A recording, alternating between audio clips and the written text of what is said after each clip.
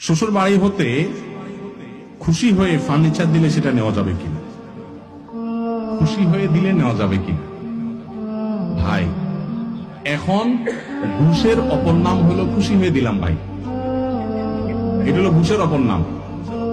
ঘুষকে এখন কেউ বলে না ভাই ঘুষ দিলাম, কি বলে? খুশি হয়ে দিলাম। ভাই ভাই আমি খুশি হয়ে দিলাম। ভাই আপনি মনে কিছু করেন না, আমার মনে কিছু নাই ভাই, আমি খুশি হয়ে দিলাম।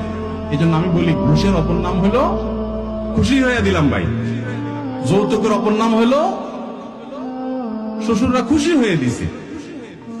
যৌতুকের অপর নাম হলো খুশি হয়ে দিলাম। বাবা, হ্যাঁ, এই যত খুশি হয়ে দিলাম দেখেন, এগুলো সবগুলোর ভিতরে ভেজালের গন্ধ আছে। এত খুশি হওয়া হয়ে লাগবে কেন? খুশি হয়ে আপনারা দেখ, আমার তো দেয় না। বুঝেন নাই কথা? আপনারা কেন দিচ্ছে, আমার তো দিচ্ছে না।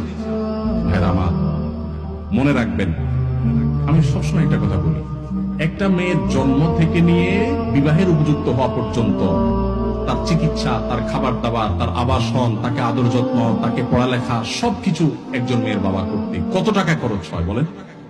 লক্ষ লক্ষ টাকা খরচ হয়, তাই না? কোন টাকার ফিগার দিয়ে এটাকে ফিল আপ করা যাবে না। এরপরে রেডি করার পর মেয়েটাকে, আস্ত মেয়েটাকে তুলে গায়ে তুলে আপনার বাড়িতে দিয়ে দিচ্ছে সারা জীবনের জন্য। পড়ালেখা করেছে মেয়ের বাপ মা, সুবিধা ভোগ করবে আপনার ছেলে মেয়ে আপনার সংসারে যায়, আপনার বাপের বাড়িতে গিয়া। রান্নাটা শিখেছে তার মা, রান্না করে খাওয়াবে আপনার 14 গোষ্ঠীরে আপনাকে।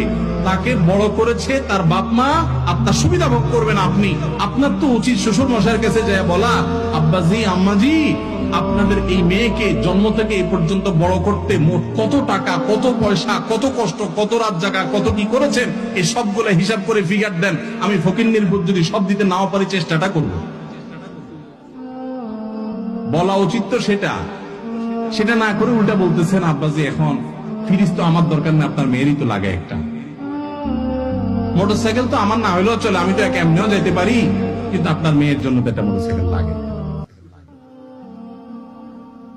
আমি এই জন্য বলি, এই মানুষগুলোর ভাঙা থালা নিয়ে রাস্তায় বসা উচিত।